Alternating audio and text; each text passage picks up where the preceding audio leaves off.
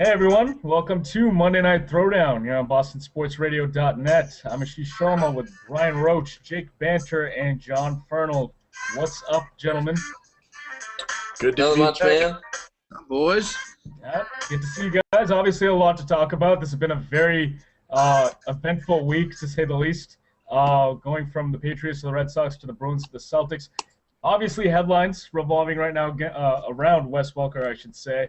The departure of the great slot receiver heading out west to Denver. Guys, Brian, let's open with you. Thoughts? I think the Patriots really blew it on this one.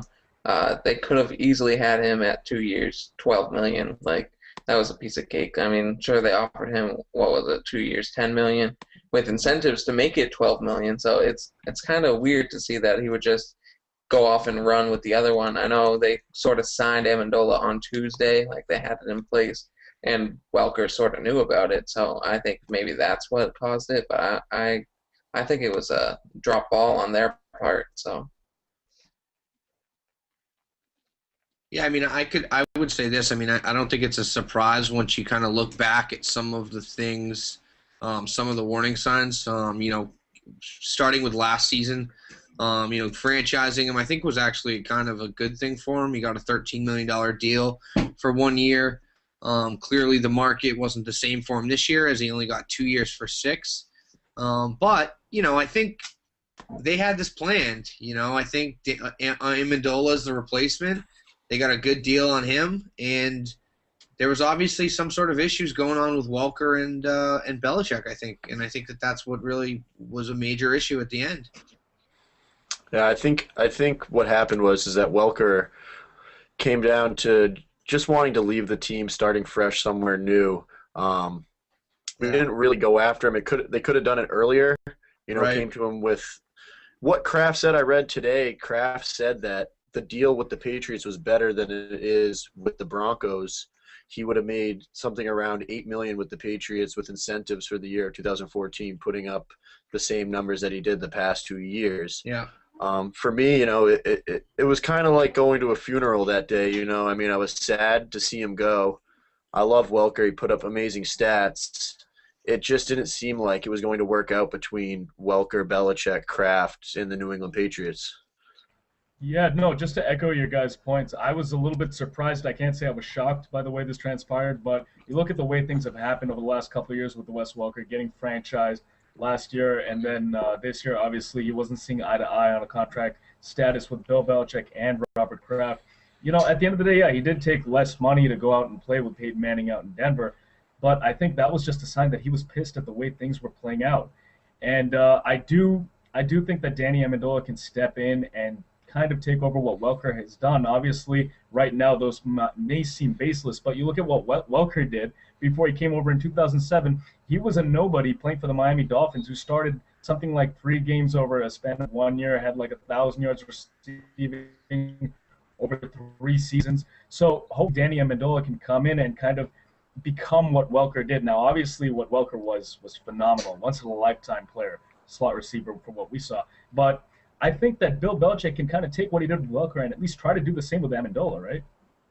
Oh yeah, I think Amendola will be more of a deep threat than Welker was, because Welker was mainly used in the slot position. I see Edelman being the slot receiver, and Amendola basically being the person who is a very deep threat, because he could really be a good wide receiver that way, especially with the way they haven't had someone like that since Randy Moss. Like, maybe they'll be able to stretch defenses and whatnot. So I'm not really buying the Amendola as a deep threat option. He's too small, I guess, to me. He doesn't have the size to kind of go up and get a ball with a bigger physical corner. I don't see him, but I do think in a lot of ways he's, let's not forget. I mean, Wes Welker was a great player, but the Hall of Fame player on the Patriots that could be one of the best players of all time is Tom Brady. Tom Brady's made a lot of running backs look good, or a lot of receivers look great, and he's been able to do that throughout his career. And I think that's a process. it's been tough at times when you see a guy like Wes Welker walk away because you look at all the great numbers he's had with Brady, but I think that it's really Brady that does a lot of it. And I'm not saying that Welker's not a great player. I just feel like Brady is really the piece that we should rely on. I think that's the way the Patriots look at it too. I also think that there could be something coming up with the draft, just like with Randy Moss when the Patriots acquired Randy Moss. I think that teams get a little antsy when the draft is coming, and if there's a player that they want and they want to reach out for, there may be an opportunity for the Patriots to get another big name, potentially somebody with a bigger contract that a team would want to get rid of in some other aspect. So I think that there's still a possibility of some improvements in the wide receiver core because right now it doesn't look good. Yeah, it doesn't, and they showed a depth chart from 2012 and 2013 of our receivers going down the line, and it's just sad to look. I didn't even know a couple of the names that were our third and fourth receivers that were going to, that's going to change obviously before the start of the season. Right. Amendola is a guy that I think gives us, a little more of a future too with a receiver. I mean, if he can stay healthy, the guy's got talent. He's got a good IQ. He knows where to get open. He's got good hands. He's faster than Welker was. He's a little bigger.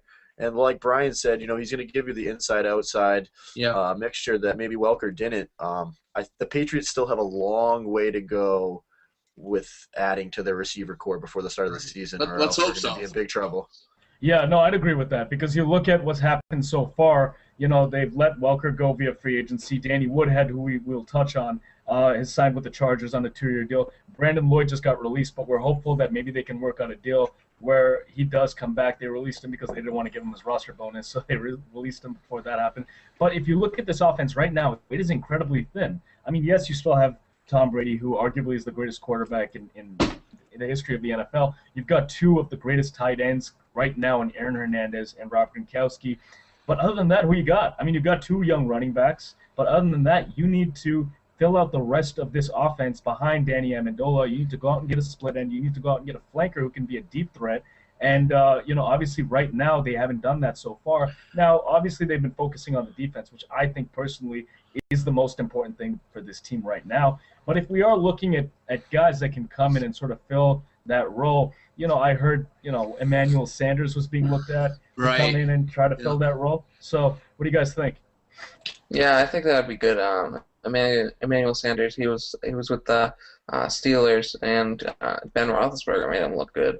So, I mean, if Ben Roethlisberger can make someone look good, Tom Brady could make them even look better. I mean, I really wanted Mike Wallace, but since Miami swooped in on that, it was really disappointing for that. But I mean, Emmanuel Sanders is good for a third-round pick, so I think the Patriots should go for it if they can't find a way to get Lloyd back.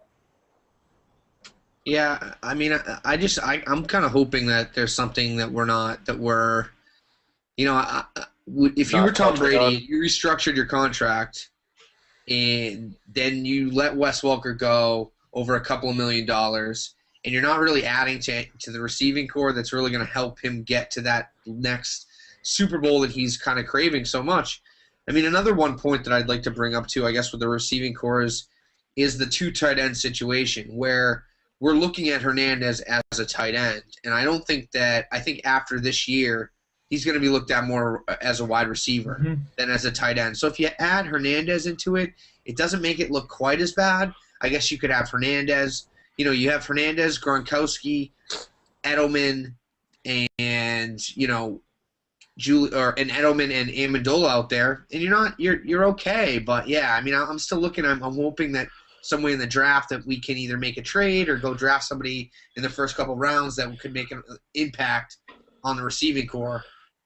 Yeah, they have to do something. I mean, just let's look at this hypothetically. If they had signed Wes Welker, they still haven't had much around him anyways. It's not much different than just having Amendola. I mean, I know Welker's great, and he had such a good, marriage, as we call it, with Brady, the fluidity and everything there. But still, there wouldn't be much around him even if he did stay with the Patriots.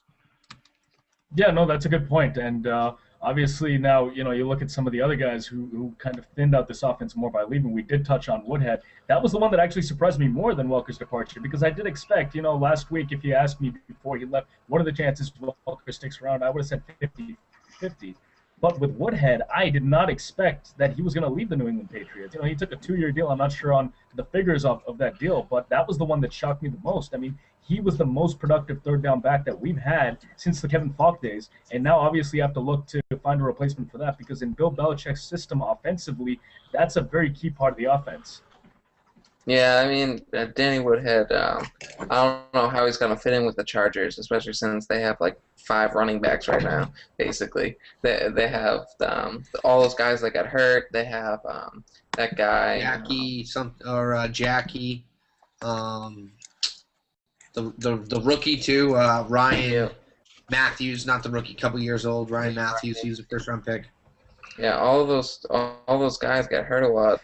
And I guess Danny Woodhead's their backup to the backup. Mm-hmm. So, I mean, it's going to be interesting to see how we'll fit in with the Chargers and Phillip Rivers and that mess of a team. So, I think, too, is more of what makes Brady so special is that he gets the ball to players in a position where they can advance the ball almost better than any quarterback ever. And I think that's where the running backs come in. That's where the slot receivers come in. That's where the tight ends come in. And maybe are craving this big-time Randy Moss, Larry Fitzgerald, Mike Wallace, Greg Jennings type of receiver isn't in the game plan for them at all. And we're just thinking maybe they figure, hey, we tried it with Moss. It worked well. It did what it had to do for the certain amount of time. But maybe that's not what they're looking for, I mean, I think with those guys, too, it brings a lot of baggage. It brings a lot of other things. You look at the other big-time receivers in the other, on other teams, and, they seem to be the guys that cause a lot of the issues on the team. Another thing that scares me, too, with, talking about bringing other guys in is the money left we have to spend. And they're hanging around trying to – I know we're going to touch on this later, but, Sebastian Vollmer is a guy that they're still looking at who's, after the Jake Long deal, probably going to get somewhere around $9 million a year. Right. They have the same agents, and now that Jake Long signed that big deal with the Rams, Vollmer is probably going to get $9 million a year. It just makes me wonder, what exactly have the Patriots gotten themselves into, and can they dig themselves out of the hole that they're in? Exactly. Yeah, no, and obviously, a lot of questions still remain to be answered offensively. But as I mentioned earlier, I do like what Belichick has been doing defensively. He's making a very strong effort to strengthen the defense, both on the front line, on the defensive line, as well as in the secondary. He went out and he signed Adrian Wilson. I absolutely loved that signing. It was a 3-year deal. He brought back Aqib Talib on 1 year, $5 million. He's been working out Dwight Freeney and John Abraham.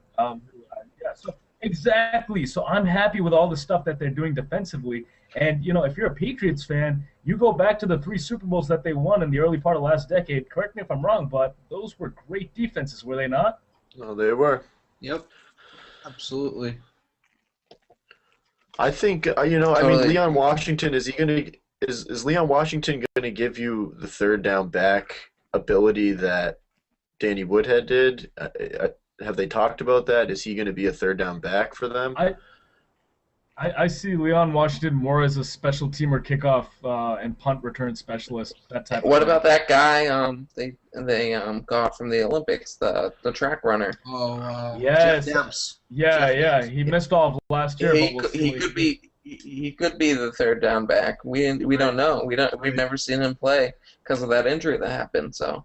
And I mean, I would say the running back situation is probably in a better spot than it's been since we've had Corey Dillon. You got Vereen and you got Ridley, and I mean, they both bring different things to the table, but they both can run the ball. They can both run the ball inside the tackle box, which is really important, I think, because that's really where the running game is kind of focused on at this point. There's not as much outside running because of the speed of linebackers nowadays. So you got to be able to run inside if you're going to be able to run the ball.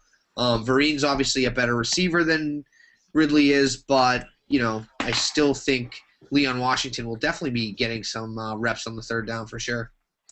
Yeah, Mhm. and I want to clear up what I said earlier too. I mean, I don't think it's as big of a hole as I made it seem. I mean, I love what they did defensively, even with the re-signing of Kyle Arrington. I mean, I think he knows the system. I think this year he can be a little stronger than he was this past year. You know, being a huge hole for them as a nickel corner, bringing Talib back is so huge, and you Huge. know, just on a 1 year deal. I hope that Volmer can, get on the same page, and if we can't work out a multi-year deal, that he just signs for another year and tests out free agency in 2014.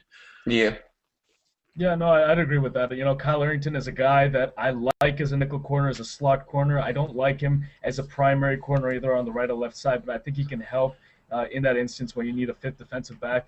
Leon Washington, like I said, I like the signing in terms of what he can give you versatility-wise. He can give you some stuff on special teams. Donald Jones, that was sort of a signing where I really don't expect much of him. I think he'll probably get cut unless he really stands out or if there's injuries. I don't think there's really going to be much to expect out of Donald Jones. But Well, getting back.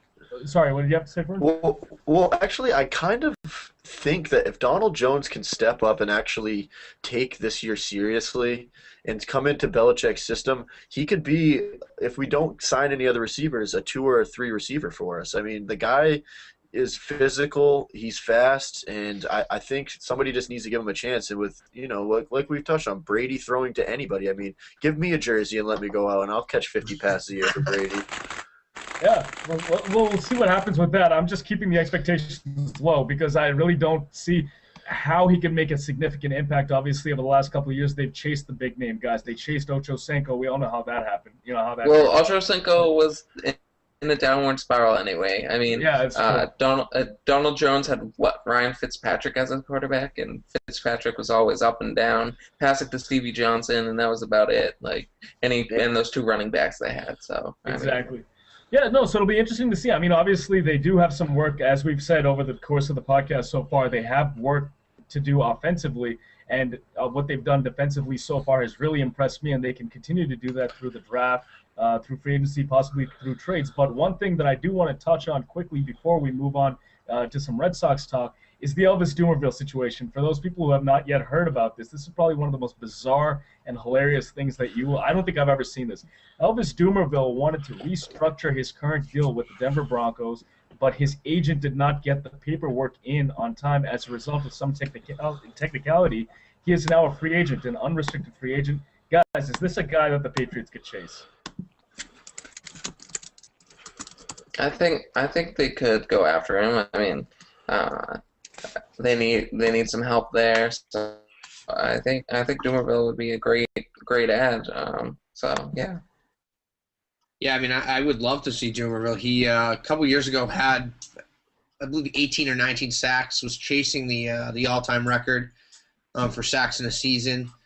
Anybody who can come off the edge, I think, is something that I know the Patriots are playing a little bit more 4-3 than 3-4 these days, but Dumervil could step in and play one of those edge ends, either the 5 or the 9 technique and come off the edge, be concentrated on rushing the passer in third long situations. It's funny how it ended up happening, and it seems kind of silly, but there's a lot of talented players out there this year, and there are going to be a lot of talented players out available next year. And I think this is a time that the Patriots really go out and try to get some of those guys as long as we have Tom Brady. Dumervil would be awesome, obviously, and I think, the talks of Dwight Freeney and John Abram coming to work out, it's just not going to work out for the Patriots. They're at the end of their career, and they're really looking for somebody that can be fine rushing the passer, not a part-time guy.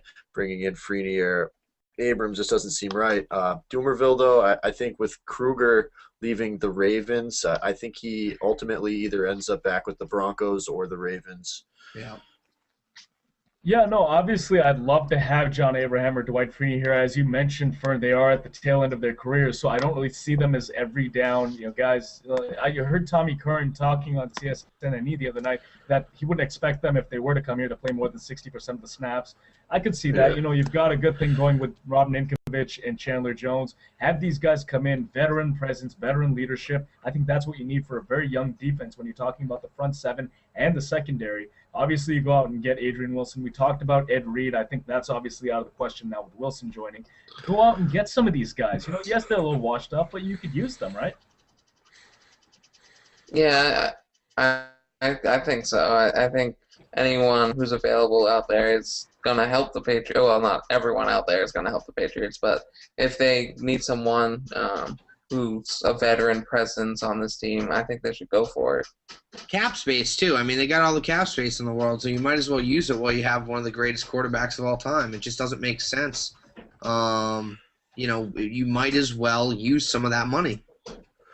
Yeah, I think if that's it. No, but Fern, get your point in before going to the Red Sox stuff. Go ahead and get I think that if those guys are still around, which they probably won't be at the end of the Patriots' grand scheme of doing whatever they're doing, I mean, yeah, bring in a veteran guy, but I think they're looking for someone to be playing all of the snaps. I don't think they're necessarily looking for a part-time pass rusher. All right, that's going to cost them that kind of money too. All right, well, there you have it, guys. That's our Patriots segment of the show. We are now going to move on to some baseball. 2 weeks away from opening day. You guys excited? Obviously, a lot. There we go. I love that swing, Jake. Obviously, a lot of questions surrounding the Red Sox right now. Things have looked good, and we will get to what's been looking good. But right now, still not quite sure on what's going on with David Ortiz. Still has not yet played in a spring training game. We don't know when we're going to get him back. Brian, what are your thoughts on if David Ortiz cannot go, who will be DHing for this team on April 1st? Well, David Ortiz was supposed to take batting practice today, but he didn't because of sore heels, of course. But as for the DH, I think Johnny Gomes should take that. I mean, I don't think he's that well defensively. He doesn't play. He plays pretty well out there, but he can't get to those balls in the gaps, and you can't depend on Jacoby Ellsbury to help him out every time. So I see him being the primary DH, keeping Mike Napoli at first, just so he keeps his defense capabilities intact and whatnot. But I think Jackie Bradley Jr. needs to stay on this team. Peter Abraham actually last week he tried to get this hashtag started called hashtag Keep JBJ. So he'd mentioned that in one of his tweets. So I mean, even the writers sort of want him to stay because they like the excitement he brings. Sitting over 450, he has a on-base percentage over 500, so he's looking pretty solid. And I mean, it's the excitement factor, but I say bring him in, see what he can do, and see what happens. Yeah, I mean, here's another point where I agree with you completely, Brian, about Gomes and keeping Bradley up with the big club. This isn't going to be – I don't think as a Red Sox fan we have big expectations. We've been talking about them the last couple of weeks. But let's be honest with ourselves. I mean, is this – this isn't – what are our expectations for this team? Is it expect to grow and to get, one of our young players an opportunity to get 500 at-bats? Or is it something that we really think we're going to be able to make a push to win the World Series? Is it worth it to have him down in the minors is the question. And to me, I think it's silly. I don't think we're in more of a rebuilding stage than I think as Red Sox fans we want to admit, especially in the field. Getting rid of Ellsbury, too, seems imminent, and I think having Jackie Bradley up during that process will help that process go along as well. I think it would make us feel a little bit better to see Jackie Bradley out there playing. Gomes is an absolute mess in the outfield, even in left field. Seriously, an absolute mess. And when you think about the monster too. I mean, anybody could play the monster. Anybody could play the monster. But what scares me is him going to other parts and having to play left field. If you put Jackie Bradley Jr. in left, and you have Ellsbury, and you have Victorino, you have a pretty darn good outfield right there. And that's another value I think that we need to kind of think about. David Ortiz, are we not expecting this from him? I mean, typical. Heels?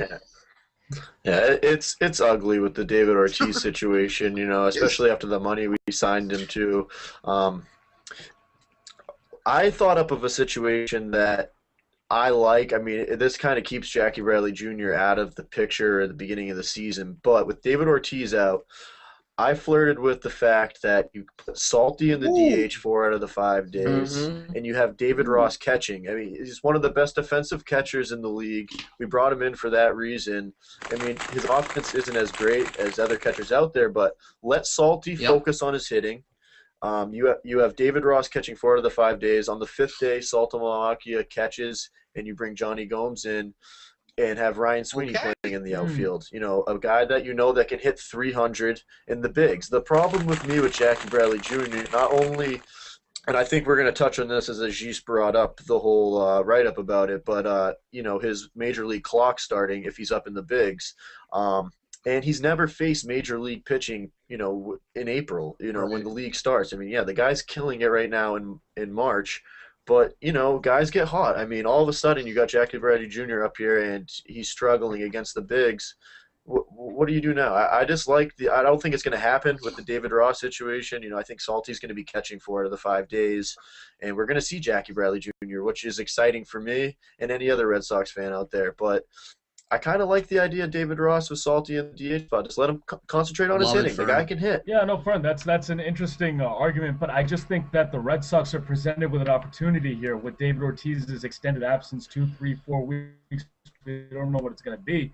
Now they have a hole in DH, and they can fill that hole by maybe playing, as Brian said, Johnny Gomes, and kind of take him out of the outfield, create a vacancy in which they can fill it with Jackie Bradley Jr. Fern, as you mentioned, yes, I do want to read something. I believe this is from Rob Bradford from WEI, mentioned that the Red Sox might actually wait on Jackie Bradley Jr. in terms of calling him up. The exact text here says, if Bradley Jr. was to be called up prior to April 12th, and remain in the big leagues for the next 6 seasons without spending fewer than 20 days in the minors, he would become a free agent after 2018 instead of 2019. So based on that, I wouldn't be surprised to see the Red Sox kind of play the waiting game for that reason, just strategically to hold on to him for an extra year if they do call him up after April 12th. Yeah. That's happened with a couple other players too.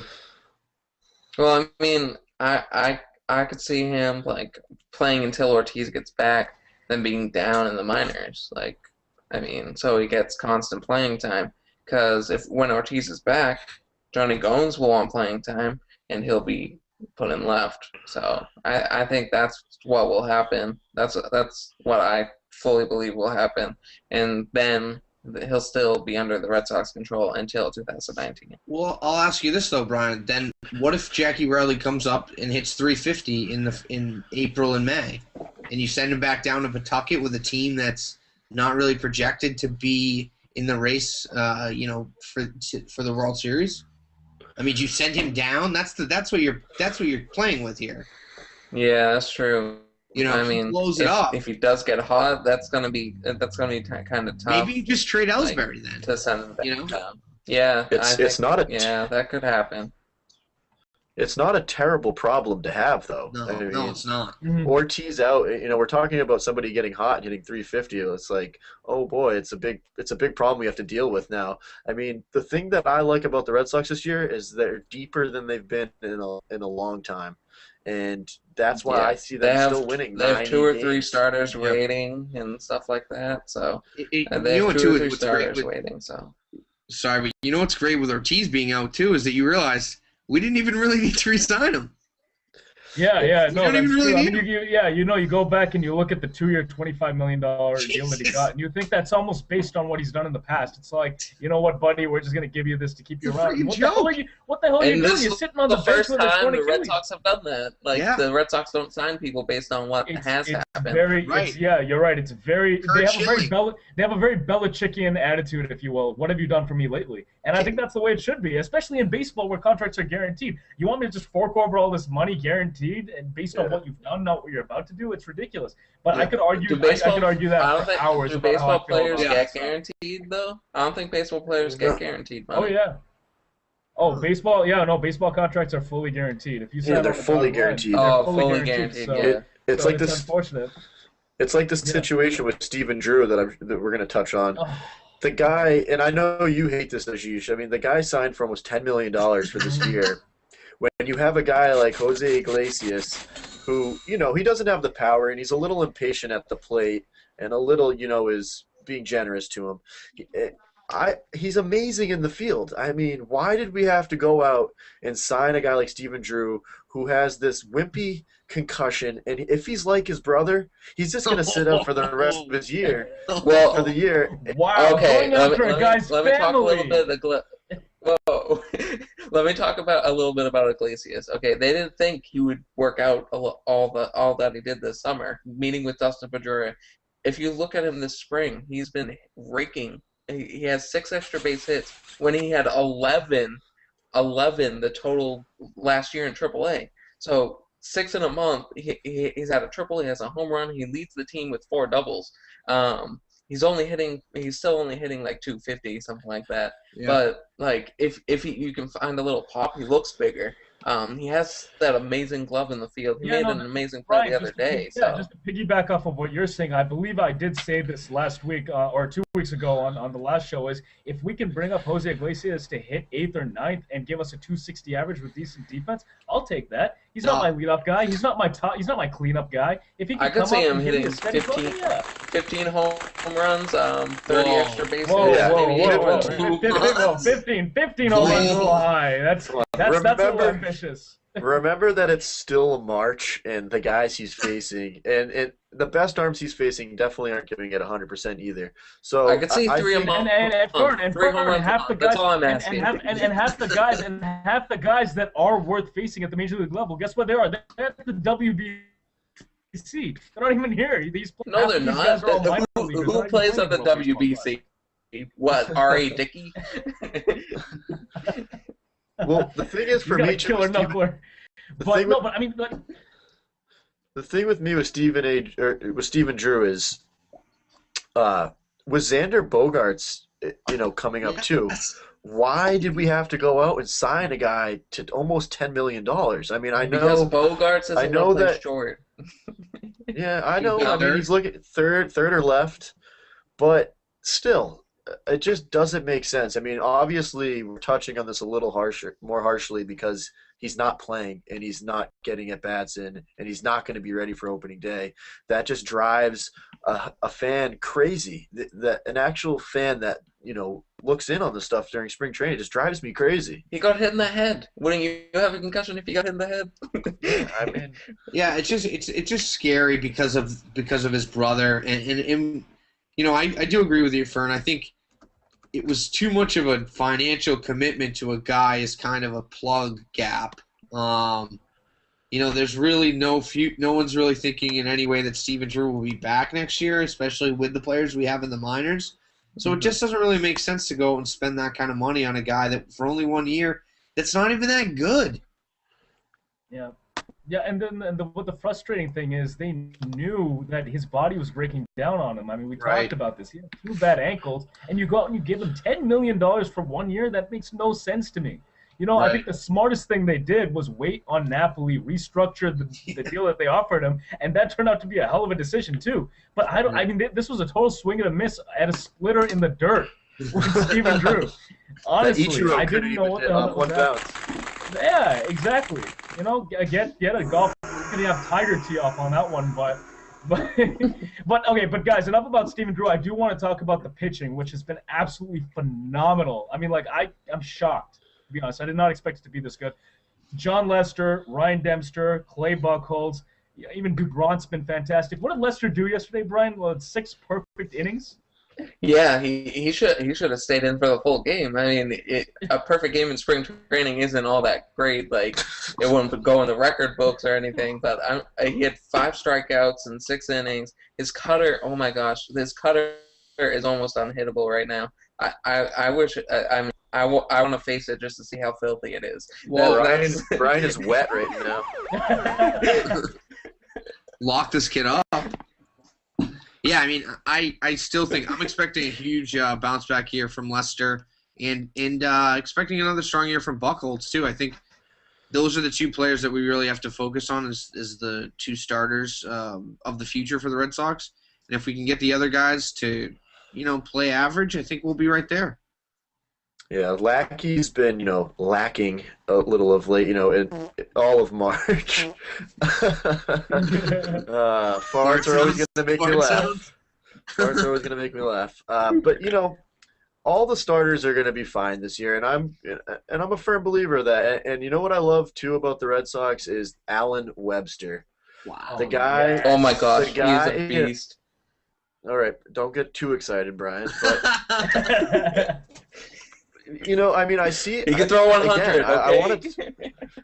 And he throws like 97 with tons of sink. And, you know, that's another guy they touched on with the major league clock starting. So they're going to keep him down. But, you know, if Lackey, you know, we paid so much money for him. If he ends up not being what we expected him for 2013, you know, getting in shape and being able to do what maybe he did, you know, 09 with the Angels, we got Alan Webster downstairs. Just bring him up. Yeah, and they also have the guy, Ruby De La Rosa, who needs to work on his control a little bit, but once he works on his control, I think he'll be a good third or fourth starter along with Alan Webster. Yeah, ultimately, when you look at the pitching staff right now, both the guys that are going to be making the major league roster and the guys that are going to be staying in the minors, this is a very deep pitching staff with a lot of arms that, if they stay healthy, are going to be incredible. I mean, John Lester, again, Brian, I talked to you about this before the show, and I said that spring training stats are not always indicative of how a guy is going to translate into the regular season. You look at Beckett. He had a great spring training last year. What did he do in the regular season? But so far, what we've seen from these guys has been absolutely phenomenal and very encouraging. I mean, I'm looking at John Lester's stats right now. He's started 5 games. He's won 3 of them, has not lost yet. 0.9 ERA, 20 innings, 2 earned runs, 16 strikeouts, 0.5 whip. This is absolutely phenomenal. And Ryan Dempster, 2.13 ERA. What did you say Buckholz's ERA was? It was 0, but then he gave up a run today. So it was something like 1.9 or something. 0.58. Oh, 0.58. Okay, there you go. Even better. So based on what I'm seeing so far, again, I don't want to get overexcited. It's only Grapefruit League. But I am very encouraged, but still kind of staying back a little bit to see if this does, in fact, carry over into April. Yeah, I mean, in the opening series against the Yankees will be kind of like a step in the right direction if they can tame the weak Yankees lineup. Because I mean, I know there's still Robinson Cano, but I think that's all they really have. I mean, Euclid is there, but the Yankees lineup isn't as scary as it was. So maybe there'll be a test for this pitching staff. John Lester to get his cutter inside. Clay Buchholz to work his changeup on the outside part of the plate, and Ryan Dempster to get ground ball outs, because I'm not scared of this Yankees lineup right now. No, I'm definitely not scared of the Yankees. I mean, I think it's also, too, the Blue Jays have made huge improvements to their lineup. The Devil Rays will be good again. The Orioles won the division last year, so it's going to be a tough year in the AL East for sure. But I do, when you compare the other starting rotations, I think the Blue Jays are really the only one that you can really even compare to the Red Sox arms. The Blue Jays have some great additions. We'll see how they pan out playing in Toronto, but I still think that the Red Sox are right there. Yeah, I mean, let's just imagine that we get 3 stellar starts out of these guys to start the year. We go into New York and sweep the Yankees. I'm a firm believer that that's going to happen. Wishful thinking, Fern. Very wishful thinking. Yeah. Why not? Send a message. They need to send a message early. Like, let's. Well, I'll tell you what. Okay, Jake, who are the, so we got John Lester on opening day, right? Then we've got Buchholz and Dempster. The way these guys have been pitching in spring training, I mean, it's definitely possible.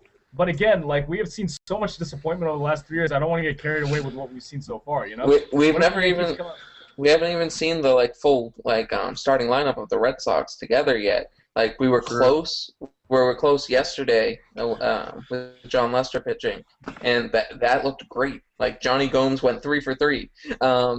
Middlebrooks had 2 doubles. Like, that's the kind of lineup we need. Like, just people hitting extra base hit after extra base hit. Pedroia can drive them in.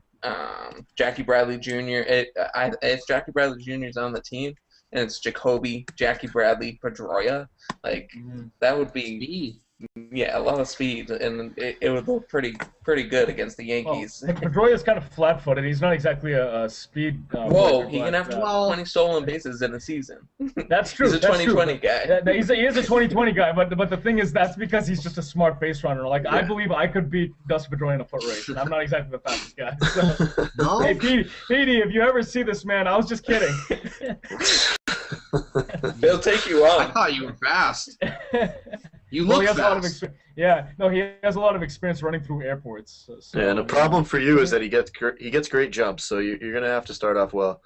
That's true. Yeah, well, he's more aerodynamic than me, Fern. See, I got to deal with this big quaff here. I don't think Pedroia's got that problem. So, oh, is that too low a shot? but there's the buzzer, guys. So we'll move on now to some hockey now. Obviously, some stuff going on with Bruins still, red hot, but some injuries that they have to deal with. Hopefully, it won't slow them down too much. Krejci and Chris Kelly both hurt. Brian, how do you think that's going to affect the Bruins going forward? Is that going to slow them up at all? Well, after the game yesterday, Claude Julien said Krejci's injury wasn't too serious. They thought it was something really bad, but they said they're going to take it slow with him.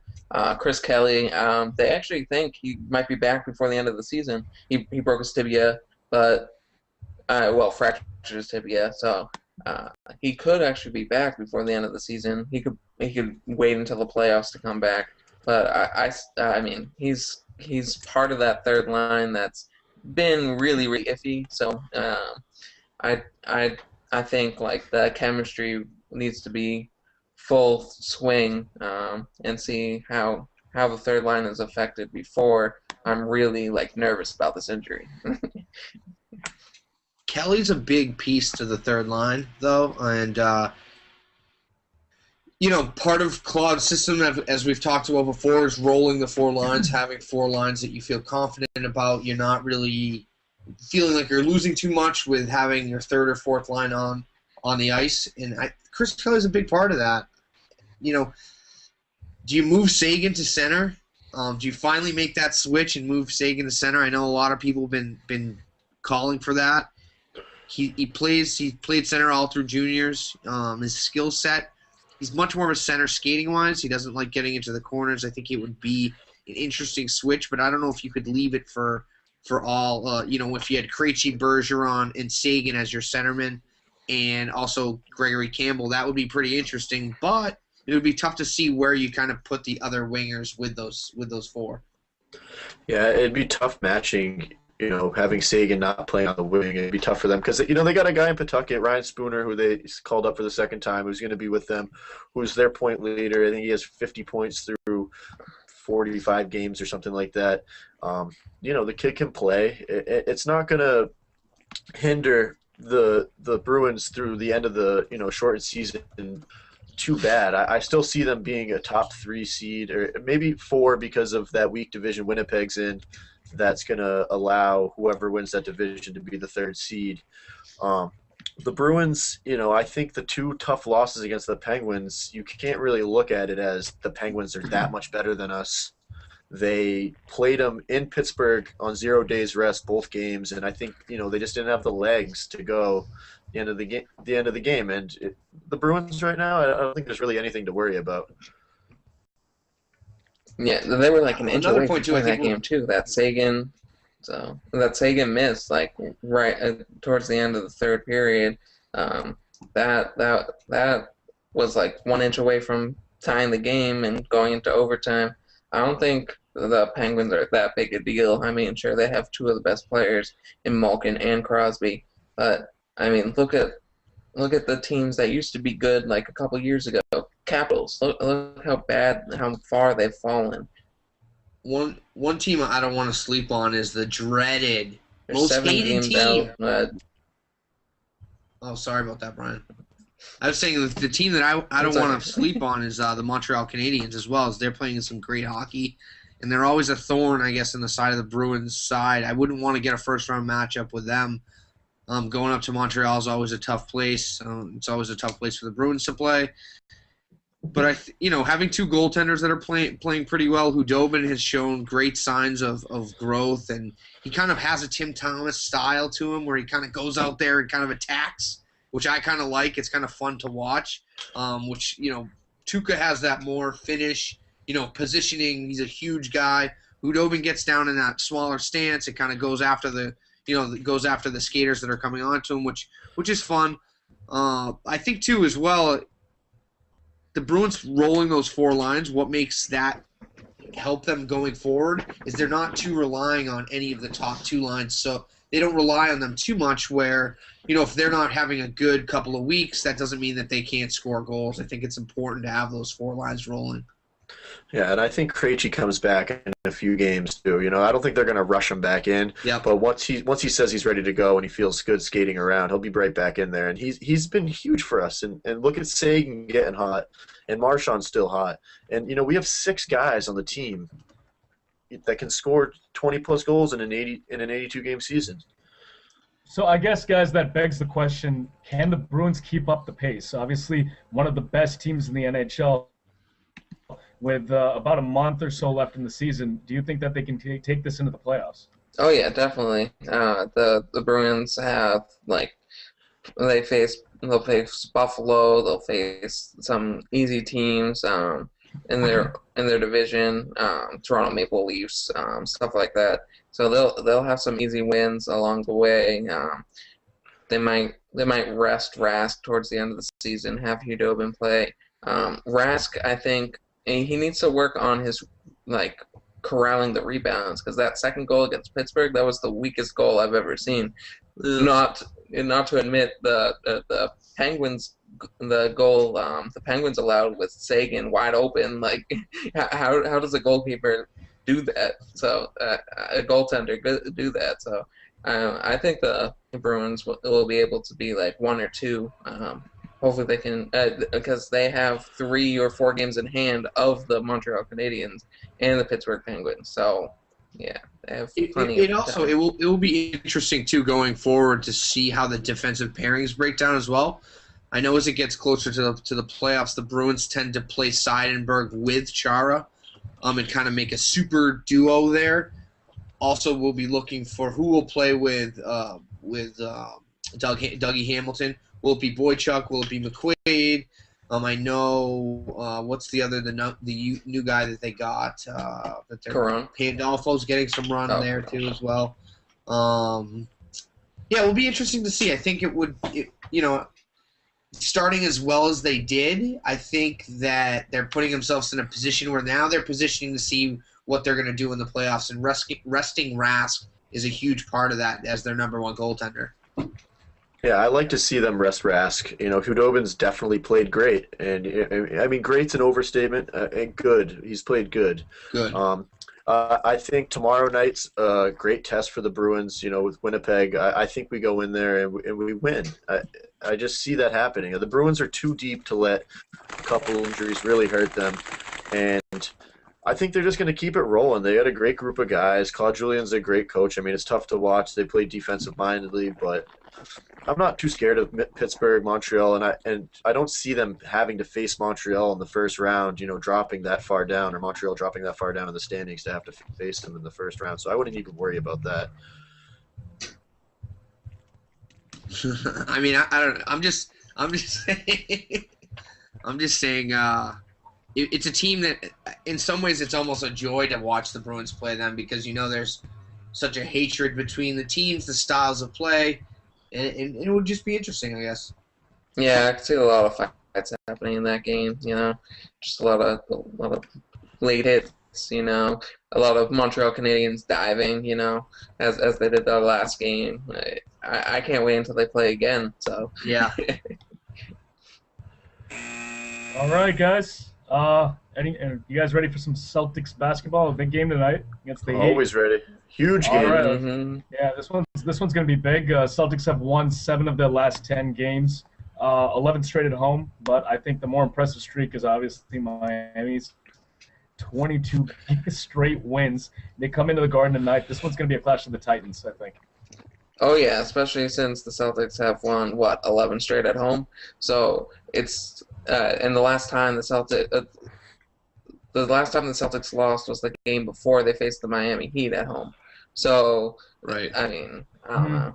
It's gonna be a tough one with especially if Kevin Garnett does not play. But I still think that Jeff Green and Paul Pierce on LeBron James would be a great match. It's going to be a great matchup to watch. I don't think LeBron James can handle Jeff Green defensively.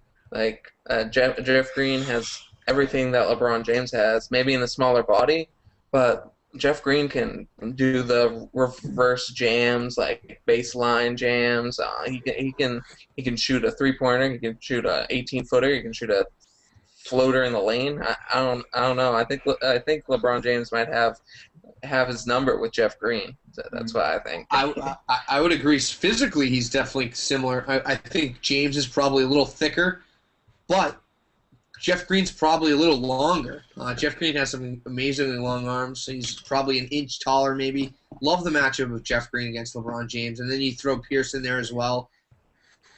This will be an interesting matchup. I think it's always fun to watch. Being a Celtics fan, this is our generation's kind of Celtics Lakers in a way. We've battled with them back and forth. Will be a good test. Also, too, it will be fun to watch the Avery Bradley and Dwayne Wade matchup. I think that as a Celtics fan, that's something that we need to look forward to because he was a major point last year. If we had Avery Bradley to play, one of the best perimeter defenders in the league playing against Wade, we would have had a better shot. And I think if you could shut down Wade and then you put on a lot of pressure on LeBron to make everything happen, LeBron doesn't like, although he's been showing the flashes of being the greatest, potentially the greatest player. It's all up to Chris Bosh. Yeah, but I would rather, take Wade out. Just take Wade out, and we have a shot. Yeah, and I love that too. And it hurts to see people go down and get hurt, and you don't have these potential matchups that we wish that we could have all the time. And tonight we face that with KG probably not playing, and that hurts me. But what are you gonna do? And I think that the Celtics tonight face a huge problem with a guy like LeBron James. Once he gets it rolling, and we've seen this over the last 22 games, he just doesn't stop. The guy is just a beast. And coming from a Celtics fan's standpoint, I hate to say it, but I don't like their chances tonight. I don't at all. And I love the matchup. Continue, Ashish. No, to say that they don't have a chance for it, I think that, this Celtics team has really brought it together recently, even, after losing Rondo 2.5-3 months ago. I think they've been playing some really damn good basketball. I still think that the Heat, the way they've been playing lately with the 22 straight wins, I think they will come in and win tonight. But to say that the Celtics don't have a chance or that you don't like their chances, I think it's be a really close game. I think that this one will be decided within 5 points. Well, let's get to the sports book, Ashish. Yeah, right. Yeah, no, because it's gotta be more than 5. Yeah, I haven't even looked at it. Well, here's the thing, guys. As you mentioned, Jake, with Avery Bradley defending Dwayne Wade, you're talking about one of the best on-ball defenders in the league right now in Avery Bradley. Yep. We're talking about the matchup that Jeff Green presents with LeBron James. They've just been playing some really good basketball, even with the pick and roll and on defense, transition. Obviously, KG is a question mark for tonight, but I do feel a little bit more optimistic with the way, than I did obviously 3 months ago when they were playing like crap. But, going into the playoffs, I think stretched out to a 6 or 7 game series, yeah, I think the Heat take it. I think the Heat win in 6 games or 7 games. I don't think the Celtics can win in a series like that. But I think they can certainly give them a run for their money, if not in that series, maybe tonight. Yeah, I think a 7-game series with the Heat would be very physical. I think it'd be very defensive-minded. Sure, the Heat aren't that good rebounding. Neither are the Celtics. So it'd be very interesting to see how they would rebound the ball. See the Randolphs of the world be able to put up some numbers because he was leading the Chinese league with 30-something points a game.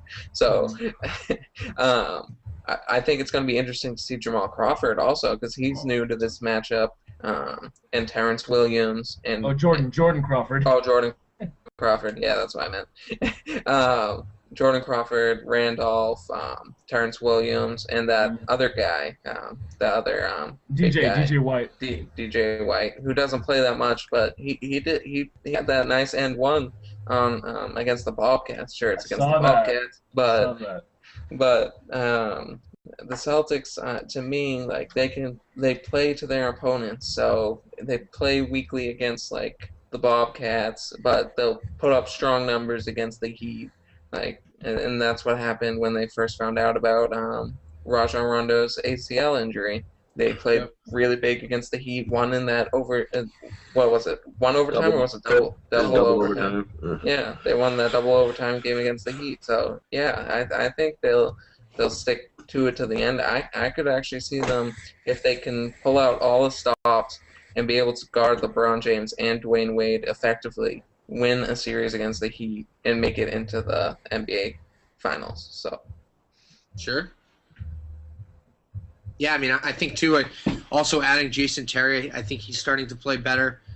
Second half of the season, as the veterans tend to do. I think that we're in a good position. You know, Jason Terry was able to beat the Heat the first year that they were the super team. So I think he has some insights of how to play them tough. He knows some stuff about the Heat. That's what he said. He knows some stuff about how to beat the Heat. Well, there you go. And, I think I got a little excited, about the Heat and LeBron. And, sometimes people eat their words. And I hope I do tonight. After I look at the score, I hope that I do eat my words. And the thing about the Celtics that I love is, they're coached by Doc Rivers, number one. Paul Pierce is one of the best leaders in the league. And we saw that with him out against the Bobcats. They just didn't show up, and they laid an egg. Mm-hmm. And I don't know if we can weigh the option of who's more important if they're out, KG or Pierce, but I think it's Pierce. You just can't replace that leadership and his scoring ability. And, Doc Rivers said about him, when he coached in Orlando, he was mad every time Paul Pierce scored, just because he seems like he's slow, all this stuff. And then when Doc Rivers came in and coached the Celtics, he was just amazed by the guy's fundamentals, how much quicker he really is in person, his physicality, everything about the guy he loves. And I love to read what Doc Rivers had to say about, opposing him or, playing against him and being his coach. I think he's really a tremendous Hall of Fame player that we get to watch every day. Pierce is actually really strong. The Bobcats, one